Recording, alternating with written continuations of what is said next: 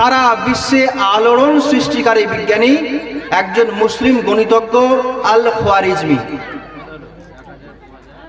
আজকে আমরা যে জ্ঞান বিজ্ঞানে উন্নতি করেছি, মোবাইলে নামাজের টাইম সঙ্গে সঙ্গে পেয়ে যাচ্ছি যে কম্পাস সিস্টেমের মাধ্যমে, এই যে ভৌগোলিক বিষয়, এখনো ভূগোলের সব থেকে আদর্শ পথ প্রদর্শক আকারে যাকে বলা হয়, তিনিও একজন মুসলিম।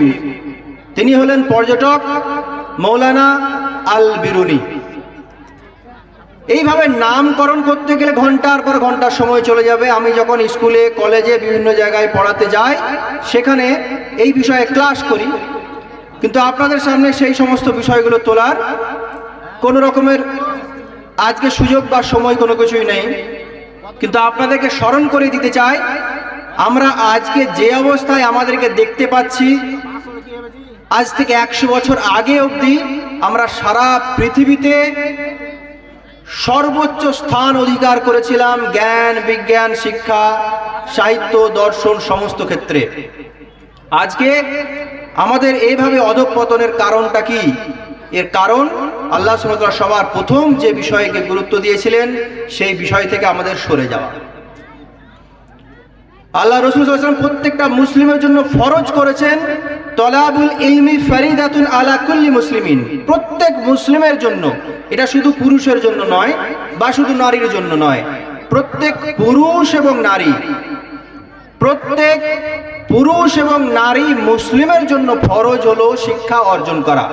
কিন্তু শিক্ষাটা কেমন হবে? সে শিক্ষাটা হবে আল্লাহকে চেনার শিক্ষা, সেই শিক্ষাটা হবে আল্লাহমুখী শিক্ষা। এর মানে এই নয় যে আধুনিক শিক্ষায় শিক্ষিত হওয়া যাবে না। অবশ্যই কোরআনের মধ্যে এত বিজ্ঞান রয়েছে যেগুলো বিজ্ঞান বিষয়ে জ্ঞান না থাকলে সেই সম্বন্ধে সম্পূর্ণ জ্ঞান আয়ত্ত করা সম্ভবপর নয়। কোরআন হাদিসের মধ্যে এত দার্শনিক তথ্য রয়েছে, এত ভৌগোলিক বিবরণ রয়েছে, এত ঐতিহাসিক তথ্য রয়েছে, যেগুলো ইতিহাস, ভূগোল, দর্শন এই সমস্ত শিক্ষা ছাড়া সেগুলোর পরিপূর্ণতা, জ্ঞানের পরিপূর্ণতা হবে না। আধুনিক শিক্ষার অবশ্যই প্রয়োজন রয়েছে, কিন্তু শিক্ষাটা যদি শুধু আধুনিক হয়ে যায়, যেটাতে আল্লাহকে চিনতে সাহায্য করবে না, সেই শিক্ষা কিন্তু আমাদের জন্য ফরজ নয়। এবং সেই শিক্ষা আমাকে সাময়িক কিছু টাকা পয়সা, সুখ্যাতি হয়তো দিতে পারে, কিন্তু উভয় জগতে সফলতা বা চরম সফলতা, জাহান্নাম থেকে মুক্ত হয়ে জান্নাতে প্রবেশ করার যে সফলতা, সেই সফলতা প্রদান করবে না। আলহামদুলিল্লাহ, আজকে মাদ্রাসা শিক্ষায় একটা বিপ্লব তৈরি হয়েছে। মাদ্রাসা, যে মাদ্রাসা শিক্ষায় পড়ে ইবনে সিনার মতো এত বড় জীববিজ্ঞানী আমরা পেয়েছিলাম, যে মাদ্রাসায় পড়েই আল বিরুনির মতো এত বড় ভৌগোলিকবিদ আমরা পেয়েছিলাম, যে মাদ্রাসা শিক্ষা পড়েই মসজিদের নববী থেকে পড়াশোনা করে সারা পৃথিবীকে শাসন করেছিল, সেই রকম খলিফা আমরা পেয়েছিলাম উমর রাদিয়াল্লাহু আনহু। এবং সেই মাদ্রাসা ভিত্তিক পড়াশোনা করেই আমরা উভয় জ্ঞানে জ্ঞানান্বিত আলেমে দ্বীন ইমাম বুখারী রাহিমাহুল্লাহ, ইমাম আহমদ বিন হাম্বল রাহিমাহুল্লাহ, এইরকম দিগ্গজ পণ্ডিতদেরকে আমরা পেয়েছিলাম। সেই সংস্কার আবার শুরু হয়েছে আলহামদুলিল্লাহ। আপনারা যে পদক্ষেপ নিয়েছেন মসজিদ তৈরি করার, এবং যারা যারা দান করেছেন আলহামদুলিল্লাহ, তাদের নিয়ত ঠিক থাকলে আপনাদের জন্য একটা সুবর্ণ সুযোগ।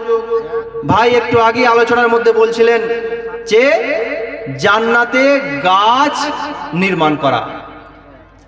তো আপনার বাড়িতে যদি কোনো সম্পত্তি থাকে, আর সেই সম্পত্তি দেখভাল করা, সেই সম্পত্তি দেখা, সেই সম্পত্তিকে স্পর্শ করা, এটার অধিকার কি আপনার থাকবে না?